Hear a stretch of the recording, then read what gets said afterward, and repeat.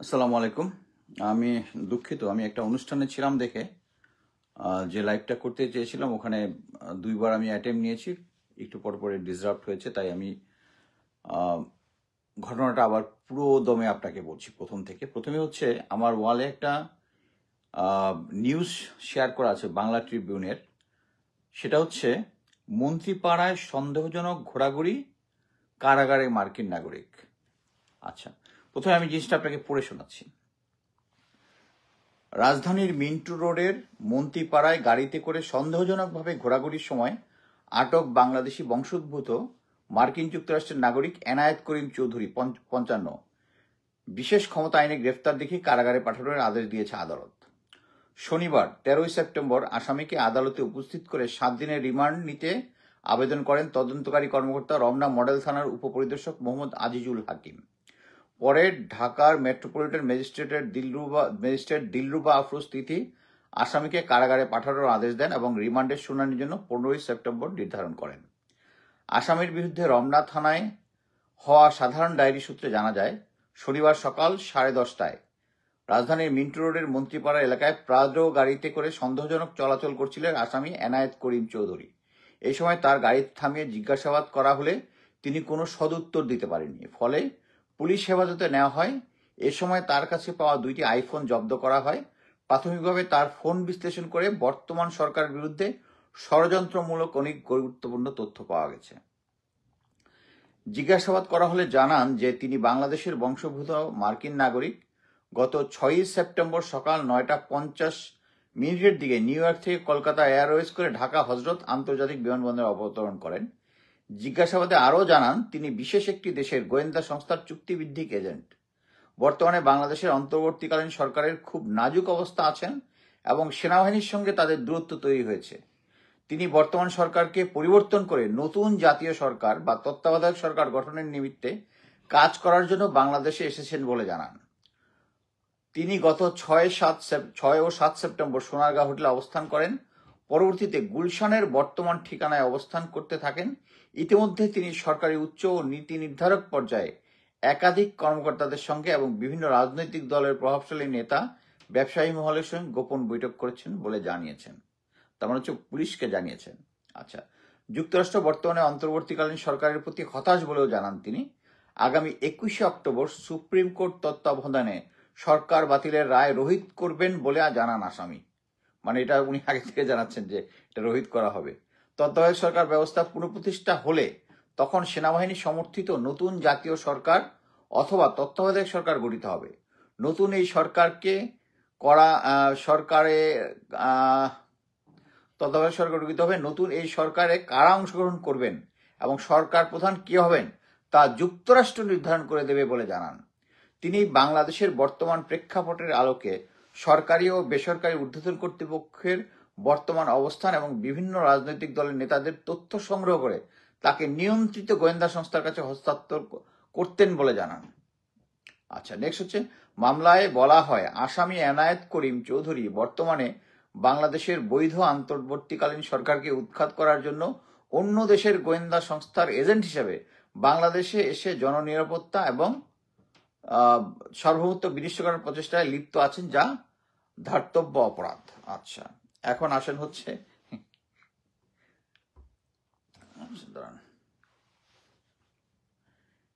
এর মধ্যে ইলিয়াস হোসেন একটা পোস্ট দিয়েছে। আমি ওই পোস্টটাই পড়ে শোনাচ্ছি, কারণ তাতে হচ্ছে আমাকে অতিরিক্ত কথা বলতে হবে না, কারণ এই জিনিসগুলো সবাই জানে। আমি যেহেতু একটা অনুষ্ঠানের মধ্যে ছিলাম এই জন্য আমি ওইটাই বলতেছি।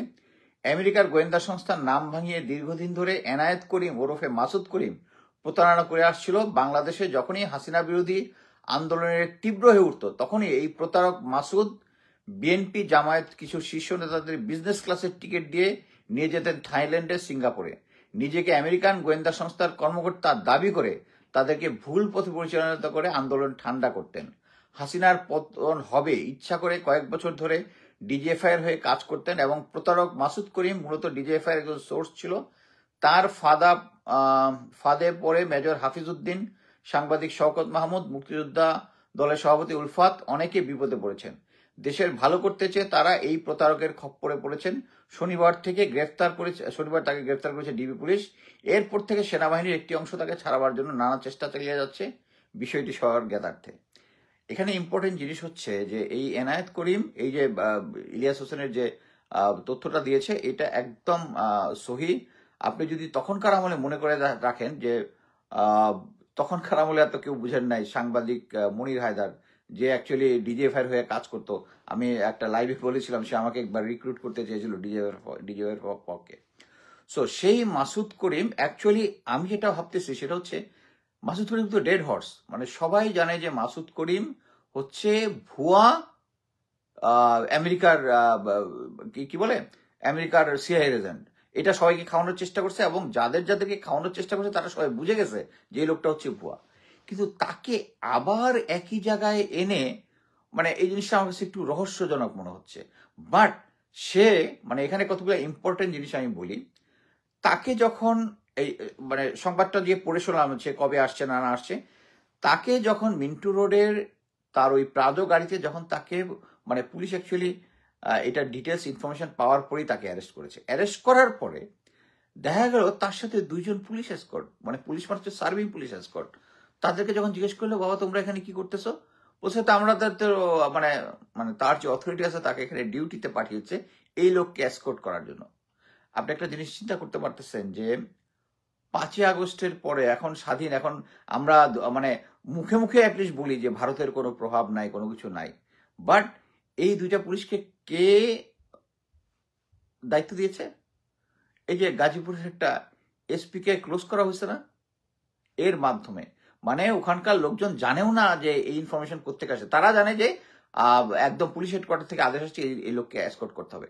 তার মানে এখানে কিন্তু আপনি বুঝতেছেন যে পুলিশের মধ্যে দুইটা ভাগ হয়ে গেছে। একটা ভাগ কিন্তু প্যাট্রিয়টিক হিসাবে যখন বুঝতেছে এই লোকটা মিস ইনফরমেশন করতেছে তখন তাকে কিন্তু ধরাই দিচ্ছে। আরেকটা পুলিশ যেটা হচ্ছে হাসিনার পুলিশ, যারা এখনো গোপনে কাজ করতেছে যে আপা আসবে বইলা তাদেরকে আসতেছে। এখন এই লোকটা কি বলছে যে তত্ত্বাবধায়ক সরকার এবং ইন্টারিম গভর্নমেন্টের আদলে আরেকটা সরকার তৈরি করার জন্য তাকে আমেরিকা পাঠিয়েছে। ফার্স্ট অফ অল আমেরিকা এখন যে কাজগুলা করে এখানে ভাড়াটিয়া কাউকে দিয়ে করে না, ভাড়াটিয়া কাউকে দিয়ে এইভাবে করে না।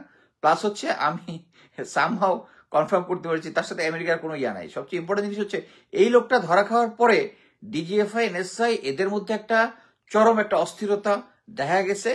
তারা ইভেন ঢাকায় যে ইউএস এম্বাসি আছে তাদেরকে বলছে তোমাদের একজন নাগরিককে পুলিশ ধরছে, তোমাদেরকে তাকে বাঁচাও।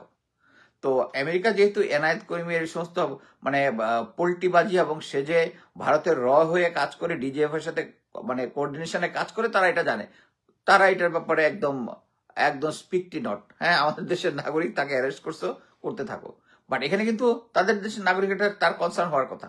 মানে এটা হচ্ছে মানে মিলিটারি ডেসপারেট হয়ে গেছে। এখন সে কি তথ্য দিয়েছে? প্রথম হচ্ছে সে তথ্য দিয়েছে একজন মানে সে আসছে এখানে আমেরিকান সরকার তাদের উপরে নাকশ, পুরোপুরি একটা ভুয়া কথাবার্তা।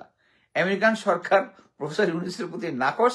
আর এটা যদি নাকশ হয় তাহলে কি একজন এনায়েত করিম টাইপ একজনকে ভাড়াটিয়া লোককে পাঠাবে? সে এখানে এসে ধরা পড়ার পরে এই কথাটা কেন বলছে হচ্ছে যাতে তার ব্যাকগ্রাউন্ডের মানে প্রতিবেশী দেশ আমাদের চাণক্য নীতি ফলোকারী ভারতীয় নামটা যেন না বলে দেয়, না যেন গোয়েন্দা সংস্থা বলে দেয়। কিন্তু সে যেটা বলছে যে ওই যে বলছে না সীমিত যারা গোয়েন্দা সংস্থার কাছে, নিয়ন্ত্রিত গোয়েন্দা সংস্থার কাছে সে দিবে। এর আগে সে বাংলাদেশের প্রত্যেকটা গোয়েন্দা সংস্থার সাথে কথা বলছে, শীর্ষ কিছু মিলিটারি ইন্টেলিজেন্সের লোকজনের সাথে কথা বলছে, কয়েকটা শীর্ষ রাজনৈতিক দলের সদস্যদের সাথে কথা বলছে পরে এবং আগে অ্যারেস্ট হওয়ার। এরা এরপরেই সেনা এবং গোয়েন্দা এরা পাগল হয়ে গেছে তাকে ছাড়ানোর জন্য, এটাতেই বোঝা যাচ্ছে। এবং সে কেন এটা বলছে? কারণ সে খুব একটা সেন্সিটিভ ইনফরমেশন দিছে। সে এখানে আসার আগে সিঙ্গাপুরে একজন শীর্ষ মিলিটারি অফিসারের সাথে কথা বলে সে এখানে আসছে। আমি লাস্ট লাইভে আরেকটা বলছিলাম যে ফেস দ্য পিপলের সাইফুর সাগর, সে ঢাকায় এখন বিশাল অফিস টফিস করে একটা মোটামুটি একটা জাতে চলে আসছে, এখন হাই লেভেলের ইয়া করে, আগের শুধু অনলাইন করে না। সে একটা লাইভে বলছিল কি এখন এরকম একটা সিচুয়েশনে বাংলাদেশে একটা জাতীয় সরকার করা দরকার। কেন? এইটাই হচ্ছে ডিজিএফআই বয়ান। ডিজিএফআই এখন চাচ্ছে, তারা বুঝতে পেরেছে যে বাংলাদেশের এখন যে গুম খুন কমিশন থেকে শুরু করে বিডিআর নিয়ে যে ইয়াটা হয়েছে, যে কমিশনটা হয়েছে, সবগুলো মিলে জাল ক্লোজ হচ্ছে। সো জাল ক্লোজ হচ্ছে মানে হচ্ছে, জাল ক্লোজ যখন হবে তখন একে একে সবগুলো ধরা পড়বে। এই ধরা পড়ার জন্য একটা ডেসপারেট, ওই সেম যে জিনিসটা সাইফুল সাগর লাইভে বলেছিল যে এখন একটা জাতীয় সরকার টাইপ সরকার, একটা এই সরকারকে চেঞ্জ করে একটা নতুন সরকার আসতে হবে, এই সরকার কিছুই পারতেছে না, ব্যর্থতায় পর্যবেসিত হচ্ছে। এই সরকারের ব্যর্থতা আসে না আসে সেটা জনগণ ঠিক টাইম মতো বুঝাবে, কিন্তু এটার অল্টারনেটিভ জেনারেল ওয়াকারের সরকার না। জেনারেল ওয়াকার সরকার মানেই হচ্ছে এই সরকারকে যখন জেনারেল ওয়াকার সরকার মানে হচ্ছে যে সমস্ত 20-25 জন জেনারেলকে উনি শেল্টার করতে, যারা গুম খুন এসেছে তাদেরকে রক্ষা করা। আপনি একটা সিম্পল জিনিস দেখেন, এখন জেনারেল ওয়াকার একটার পর একটা ঘাপলা করতেছে, আর একটু পর পরে সে কেমনে কেমনে জানি আমি বলবো কোন একটা শক্তি সহায়তাতে, মানে মোট কথা হচ্ছে যখন মেজর সাদেক যখন বের হলো, মেজর সাদেক 198 দিন তার ইউনিট থেকে অ্যাবসেন্ট ছিল, এবং সে আওয়ামী লীগের লোকজনকে সে এবং তার ওয়াইফ ট্রেনিং দিয়েছে।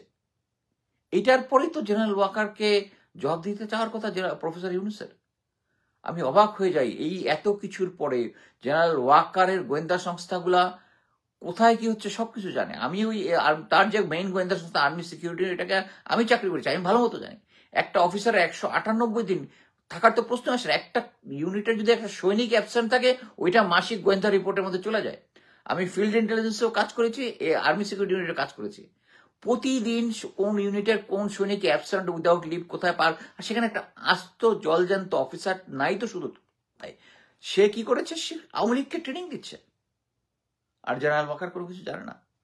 এবং জেনারেল ওয়াকার কিন্তু একটার পর একটা ধরা খাচ্ছে, এবং এই যে গোয়েন্দা সংস্থার লোকগুলা যে পাগল হয়ে গেছে তাকে ছুটানোর জন্য, এর কারণ একটাই, এদেরকে দিয়ে আবার সেই মানে আমি নিজে মনে করি যে এই যে এনায়েত করিম, সে হচ্ছে ডেড হর্স, কিন্তু জেনারেল ওয়াকারের কাছে আর কোনো, জেনারেল ওয়াকার আমি বলবো না, এটা সত্যি হচ্ছে আওয়ামী এবং ভারতীয়, এদের আর কোনো অপশন পাচ্ছে না কোনোভাবে, কি সেনা আইন আনার জন্য, যাতে সেনা একটা মানে আর্মি একটা টেক ওভার করে 111 মতো একটা সরকার হয়, এবং নেক্সট যে প্রধান, এই যে এনায়েত করিম কিন্তু বলছে যে এই নতুন সরকারের মধ্যে কারা কারা আসবে এটা আমেরিকা নিয়ন্ত্রণ করবে। এটা হচ্ছে সেম জিনিস, কুমিরের বাচ্চা দেখানোর মতো, মানে করবে ভারত, বাট মুখে নাম হবে হচ্ছে এটা আমেরিকা চাচ্ছে, আমেরিকা চাচ্ছে।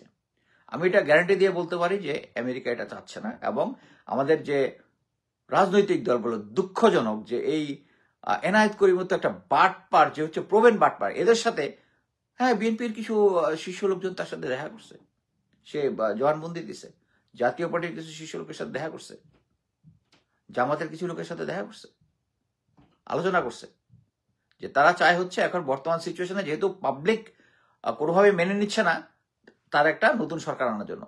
একটা জিনিস দেখেন, নেপালের সেনাপ্রধান উনি তো তাহাজ্জুদের নামাজ পড়ে না, উনি তো বিধর্মী, তাই না? কিন্তু তিনি কিন্তু তার প্রতি দেশপ্রেম যেটা, এটা 100% দেখিয়েছেন। ওখানে 19 জন লোক মারা যাওয়ার পরেই সেনাবাহিনী টেক ওভার করেছে। আর আমাদের কতজন মারতে হয়েছে? সরকারি হিসাবে 1,500, আর বেসরকারি হিসাবে 2,000-এর মতো, 30,000-এর মতো লোক ইনজিউর্ড হয়েছে। আর সেখানে এরপরে সেম জিনিস কিন্তু মানে ইন্ডিয়ার কিন্তু হেজিমনি ওখানে আছে, সে তার সমস্ত তার যে প্রতিবেশীগুলো কন্ট্রোল করতে চায়। সেম জিনিস আমাদের যেরকম এই জেনজিকে যখন তারা কন্ট্রোল করতে চাইছে, জেনারেল ওয়াকার এবং জেনারেল হামিদ ডিজিএফআই গিয়ে বলছে যে তাদেরকে উপদেষ্টা বানাবে। এই কোরামিন কিন্তু মানে নেপাল তো আমাদেরকে দেখতেছে, এই যে এই কোরামিন কিন্তু নেপালের জেনজিকেও দেওয়া হয়েছে। জেনজি বলে দিছে আমরা এটার জন্য কোয়ালিফাইড না, আমরা এটার অভিজ্ঞতা আমাদের নাই দেশ চালানোর জন্য, সো তারা নিয়ে আসছে। কিন্তু আমাদের জেনজির এই যে এনসিপি দলটাকে ধ্বংস করছে হচ্ছে জেনারেল ওয়াকার আর জেনারেল হামিদ। হ্যাঁ বলতে পারেন যে তারা দুর্নীতিতে জড়াইছে, জড়াইছে, হ্যাঁ জড়াইছে। কি জন্য? কারণ এরা দুর্নীতির পথ দেখায় নিয়ে আসছে, এরা হচ্ছে ভারতীয় এজেন্ট বাংলাদেশে, এবং তারা জানে যে এই আন্দোলনটাকে ধ্বংস করতে পারবে হচ্ছে লোভ, এবং এদেরকে ক্ষমতার ভিতরে ঢুকানোর পরে জেনজির এনসিপির অবস্থা কিন্তু খুব খারাপ। আপনারা রিসেন্টলি দেখছেন না যে 2 জন সেনা অফিসার কি এনসিপি থেকে কি বলে এনসিপি থেকে রিজাইন করেছেন তারা। কি জন্য? কারণ এনসিপি সেনা বাংলা প্রধানের এগেইনস্টে কথা বলে। বুলশিট। এনসিপিতে ওই দুজনকে ঘাট ধরে বের করে দিয়েছে, because they were DGFI agent. তার ডিজিএফআই এজেন্ট এই দুজন। এর আগে যখন আমরা যে সমস্ত অফিসাররা বৈষম্যের শিকার হয়েছিল এই ইয়ার আমলে, প্রায় 400-500 অফিসার অ্যাপ্লাই করেছিল, ওই জিনিসটা ব্রিগেডিয়ার জেনারেল হাসান নাসির আর লেফটেন্যান্ট কর্নেল হাসিন স্যার এটার নেতৃত্ব ছিলেন। ওই নেতৃত্বের মধ্যে ভজগট পাকায় দিয়েছে পুরা। একটার মধ্যে একটা অবিশ্বাস, এই গ্রুপকে নিয়ে জাহাঙ্গীর গেটে নিয়ে ব্লক দেওয়া হয়েছে, সৈনিকদের সাথে এটার সাথে মিশায়া দেওয়া হয়েছে। এবং তখন লোকজনকে বলছে যে জেনারেল হাসান নাসির ওই যে কর্নেল তাহেরের মতো একটা বিপ্লব করার চেষ্টা করছে। হোয়ারেজ এই জাহাঙ্গীরনগর গেটের সাথে যে গেটে যে তারা অবরোধ দিছিল, এই অফিসাররা ছিল তখন, এই আব্দুল্লাহ মাহমুদ, এরা শহীদদেরকে নিয়ে গেছিল জাস্ট ওটা হাসান নাসির স্যারের ঘাড়ের মধ্যে এই জিনিসটা দেওয়ার জন্য। এবং ফাইনালি কি হয়েছে, তাদের এনসিপি থেকে তাদেরকে আউট করে দিছে। মোট কথা হচ্ছে এই ডিজিএফআই, এনএসআই এবং অন্যান্য গোয়েন্দা সংস্থাগুলো এখন দেখতেছে কোনোভাবেই পারতেছে না। এখন এনায়েত করে একটা ডেড হর্সকে নিয়ে আসছে আবার এই আমাদের পলিটিক্যাল পার্টিগুলোকে মোটিভেট করার জন্য। So it's a good thing যে প্রথমে হচ্ছে তাকে অ্যারেস্ট করা হয়েছে এবং দেশে পুলিশের মধ্যে একটা প্যাট্রিয়টিক গ্রুপ আছে, তারাই কিন্তু দেখতেছে যে আমি এখন বলবো যে যারা এর আগে যখন আমি মেজর সাদেকের ঘটনাটা যখন বলছিলাম, আমি 2 দিন তো মানে মোটামুটি বাংলাদেশের মধ্যে সবচেয়ে বড় গুজব বাজছিলাম যে মেজর সাদেক এটা একটা ভুল তথ্য, এটা হইতেই পারে না, কোনো কিছু না, মিলিটারি অফিসার যারা ডিজিএফ এর সাথে কাজ করি, আমাকে কনভিন্স করতে শেষ। আমি 2 দিন পরে আমি একটু আপসেট হচ্ছিলাম, কি ব্যাপার, মেইন এত ক্লু দিলাম, মেইন সংবাদপত্রগুলো ডিক করতেছে না কেন? হ্যাঁ, পরবর্তীতে আমার দেশ দেখলাম ডিক করছে এবং পরবর্তীতে এখন সবাই এটা নিয়ে নাচানাচি করতেছে। সেম জিনিস এই এনায়েত করিমকে নিয়ে আপনারা ডিক করেন, অনেক কিছু পাবেন, তাদেরকে জিজ্ঞেস করার চেষ্টা করেন। আমি আমার সোর্সের কিছু লিমিটেশন আছে, আমি বলতেছিলাম সিঙ্গাপুরে কার সাথে, কোন শীর্ষ মিলিটারি অফিসারের সাথে দেখা করছিল, পুলিশের কাছে জিজ্ঞেস করেন, ওদের কাছে জিনিসটা খুঁজে বের করেন। এবং সে যে সমস্ত স্টেটমেন্ট পুলিশের কাছে দিয়েছে, কোন কোন গোয়েন্দা সংস্থার কোন কোন লোকের সাথে কথা বলছে, কোন কোন পলিটিক্যাল পার্টির সাথে কথা বলছে, এটা জনগণের সামনে আসা উচিত। বাংলাদেশ নিয়ে বিদেশি রাষ্ট্র এখানে স্পষ্টতই ভারত আমাদের দিয়ে প্লে করতেছে, আমেরিকা সেম জিনিস, এটাকে বলে ফলস ফ্ল্যাগ রিক্রুটমেন্ট, মানে রিক্রুটমেন্ট না, এটা মানে ফলস ফ্ল্যাগ অপারেশন। সে কি করতেছে, বুঝাচ্ছে এটা আমেরিকা করতেছে, বাট অন গ্রাউন্ডে করতেছে হচ্ছে ভারত এবং আওয়ামী লীগ। এবং আমি বারবার করে বলে আসতেছি যে জেনারেল ওয়াকারের উইকেটটা পতন হইলেই বাকি এই সমস্ত যে রেজিস্ট্যান্স বিভিন্ন জায়গায় আছে, এই সবগুলা তাসের ঘরের মতো উড়ে যাবে। এই একটা খাম্বার জোরে বাকি সবাই এই কাজ করতেছে। এবং আমি একটা জিনিস বলে দিই, সামনে কিন্তু পূজা আসতেছে। এখন অলরেডি আমাদের ডাকসু 2টা নির্বাচনে জামায়াত অলমোস্ট মানে ম্যাক্সিমাম 80%-এর উপরে তারা প্যানেলে জয়যুক্ত হয়েছে। এইটা নিয়ে শশী থারুর থেকে শুরু করে হর্ষবর্ধন শ্রিংলা তারা দিচ্ছে। আবার একটা দেখেন, ওখানে এরা আওয়াজ দিতেছে, এখান থেকে আবার কি মোল্লা বসু বিএনপির, সে আবার এটার বিরোধিতা করতেছে, এটা আবার সব পত্রিকার সংবাদ করতেছে। এটা কিন্তু একটা ওন গেম। আপনার চিন্তা করেন, জামায়াত যখন তাদের নেতাদের ছবি লাগাইছিল ঢাকা ইউনিভার্সিটিতে, আমি নিজে এটা করি না, যেহেতু 71-এ তাদের রোলটা, তাদের বিশ্বাস যেটাই থাকুক তারা করছে, আমি চাই না ঢাকা ইউনিভার্সিটিতে থাকুক। কিন্তু এটা প্রতিবাদ করতে কে গেছে? মেঘমাল্লা বসু ওখানে গেছে হচ্ছে, এটা কিন্তু ভারতীয় প্রেসক্রিপশনে ওখানে গেছে ওই জিনিসটাকে করার জন্য। কেন এখন আবার সে হর্ষবর্ধন শ্রিংলার এটা প্রতিবাদ করতেছে? এটা হচ্ছে আমরা টাইপ খেলা। এবং তাকে রাখছেই বিএনপি তাদের প্রেসক্রিপশনে। সো একটা জিনিস দেখেন, এখন তারা প্রচার করার চেষ্টা করতেছে যে বাংলাদেশে জঙ্গিবাদ চলে আসছে। এটা কিন্তু সেম স্টোরি যেটা ইন্ডিয়া ওয়েস্টকে খাওয়ায় 16 বছর শেখ হাসিনার আগে রেখে দিছে। আমি অবাক হব না, আমি একটা প্রেডিকশন বলে দিচ্ছি, সেটা হচ্ছে আগামী নির্বাচনে এত কিছুর পরেও বিএনপি এখন ডিসঅরিয়েন্টেড সিচুয়েশন, তারপরে আমি মনে করি বিএনপি ক্ষমতায় আসবে। কিন্তু আমি আবার বলি, ইন্ডিয়া বিএনপিকে যতই আশ্বাস দেখ, তাদের মেইন এইম হচ্ছে আপাকে আবার ফেরত নিয়ে আসা। এই আপাকে ফেরত নিয়ে আসা যদি মনে করে যে এখন যদি জামাত পাওয়ারে আসে তাহলে তারা সরকারকে একদম জঙ্গি আসছে বইলা তারপরে সরকারকে ফেলে দিয়া আপাকে দিয়ে আসতে হবে। যে তখন বলে আমরা আগেই বলছিলাম আপা ছাড়া, শেখ হাসিনা ছাড়া আর এই জঙ্গিবাদ উত্থান কেউ করতে পারে। এমনও দেখা যেতে পারে যে আমাদের নেক্সট ইলেকশন যদি হয়, আমি জানি না এখন যে অবস্থা, হ্যাঁ, এখন বিএনপি নির্বাচন চায় কিনা, হ্যাঁ, তখন দেখা যাবে যে জামায়াতের পক্ষে ভারতীয় হেজিমনি লেগে গেছে, যে জামায়াত জন্য পাওয়ারে আসে, জামাত পরে আসলে তাদের সুবিধা হবে। তো ওই স্টোরিটা বানাইতে, স্টোরিটা কি, যে বাংলাদেশের জঙ্গিবাদের উত্থান হচ্ছে। বাট একটা জিনিস হচ্ছে, আমাদেরকে প্রথমে দেখতে হবে, আমাদেরকে বাংলাদেশ সেনাবাহিনীকে মনে রাখতে হবে যে বাংলাদেশ সেনাবাহিনীর আমি বলবো 99% যারা আছে তারা দেশপ্রেমিক, এবং তাদেরকে প্রতিজ্ঞা করতে হবে যে আগামী নির্বাচন যখন হবে সেনাবাহিনী গ্রাউন্ডে কোনো অনিয়ম হইতে দিবে না, গ্রাউন্ডে কোনো অনিয়ম হইতে পারে। আমরা অ্যাটলিস্ট একবার চাই বাংলাদেশের জনগণ কাকে ভোট দিয়ে বাংলাদেশের তাদের নেতা বানাইতে চায়, আমরা অ্যাটলিস্ট একবার দেখতে চাই।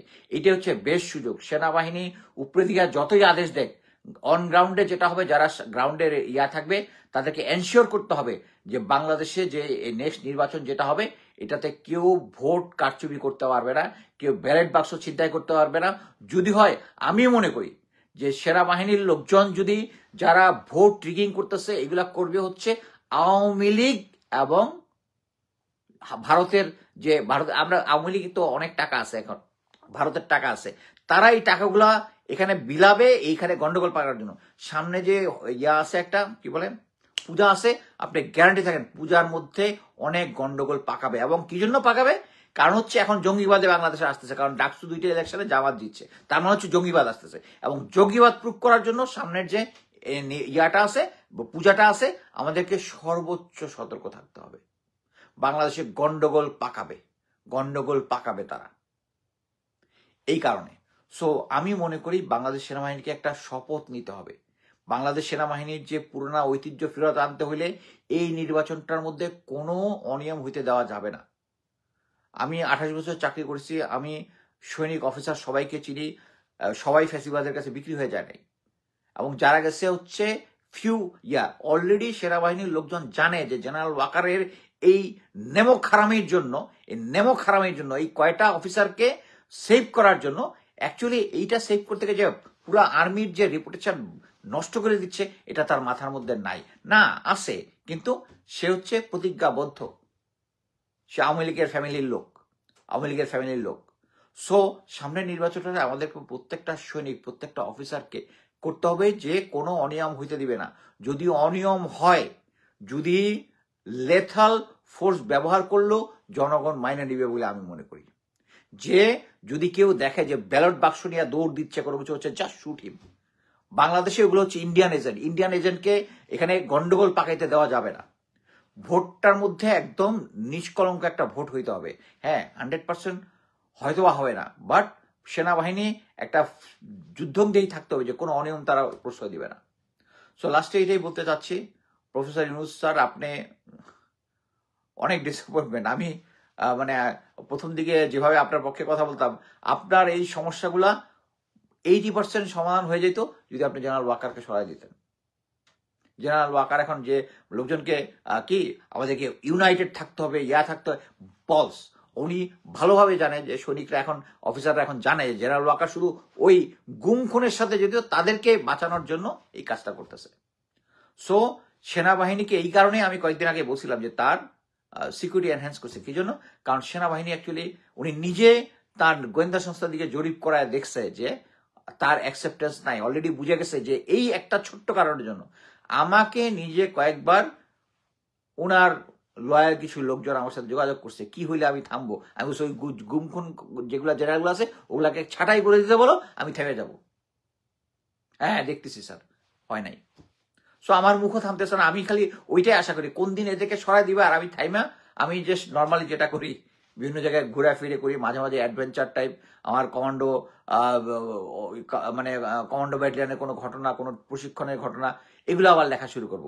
আমার সাথে সিনিয়র অফিসার যারা, আমি বিভিন্ন সিনিয়র অফিসারদের সাথে যাদের সাথে বিভিন্ন অ্যাডভেঞ্চার টাইপ করেছি, এগুলো আবার লেখালেখি শুরু কথা বলবো।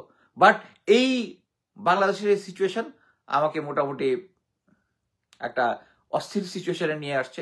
এখন একটা পার্টিতে অনুষ্ঠান করতে গেছে, ওখানেই গিয়ে এই তথ্য পাইলাম। এবং ধরে রাখেন, এটা হচ্ছে আরেকটা ফ্ল্যাপ জেনারেল ওয়াকারে, কিন্তু আপনারা এটা ভালো মতো ইনভেস্টিগেট করবেন না, আর কিছু এক পার্টিকে দালালকে লাগাই দিবে, আবার আমাকে মুস্তাফিজ গুজব ছড়াচ্ছে, যেভাবে যেটা মেজর সাদেকের ব্যাপারে বলছিল, 2 দিন পরে তো সবাই বুঝছে যে ঘটনাটা কি জিনিস। সেম জিনিস আমি কিন্তু এই বর্তমানে আওয়ামী লীগ জাতীয় পার্টির উপরে ভর করবে, এটা কিন্তু আমি গত মাসের 18 তারিখ বলেছিলাম। তারপরে কিন্তু আপনারা দেখছেন সেম জিনিস। সো আমি যে সমস্ত ইনফরমেশন দিই, আমি ভেরিফাই করে দেই। সো আমি চাচ্ছি যে ভাই, যে নর্মাল যে সাংবাদিক যারা আছেন, এটা গিয়ে এই বাংলা ট্রিবিউনের নিউজটা দেখে ওখান থেকে ক্লু নিয়ে প্লিজ এটা ডিগ ইন করেন, জনগণকে জানান। ধন্যবাদ।